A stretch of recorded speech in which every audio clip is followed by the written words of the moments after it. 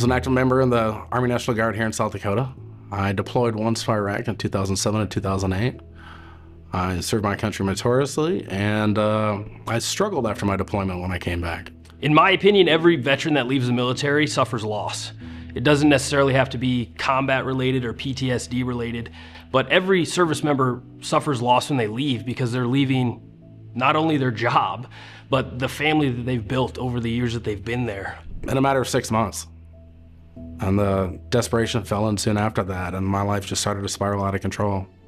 Without that structure, without that guidance, the active duty military lifestyle, without being there every single day, I lost my path. I lost my guiding star, and it really snapped me in the bud. It was, you go from serving your country one day to being a person that your community doesn't want you to be a part of, and that hurts a lot.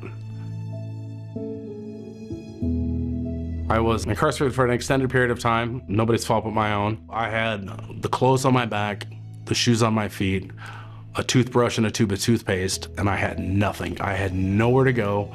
I had absolutely nothing at all. And right there I had a fork in my road, and my fork in my road was, well, I could pick up the phone and I could, call my old plug and have him put me back on, and we can go around two and do this all over again. And the other route was pick up the phone and call the VA. Literally had somebody at my door at the halfway house within 30 minutes to pick me up. I think Nick is the example of what we strive for here at VOA. We got him into Baraka House, we got him in permanent housing, we got him a job that he is now very successful at. But that started with him. It started with him making the effort, it started with him showing up. And so just knowing that they may not show it, they may not have seen what you think they've seen, but they're suffering loss in their own way, and they need time to cope with that, and they need a support system to surround them to make sure that they're doing okay. So I went to the Baraka House, great staff, great warm and fuzzy when I walked in the door there, and I met some of the professionals there, and that was an amazing, heartwarming experience. I lost it right in front of them. I got a little teary-eyed because I hadn't felt that kind of kindness in a really long time, and they got me an apartment, and it was an apartment. It was great. It was a lot better than sleeping in the streets or staying where I was at.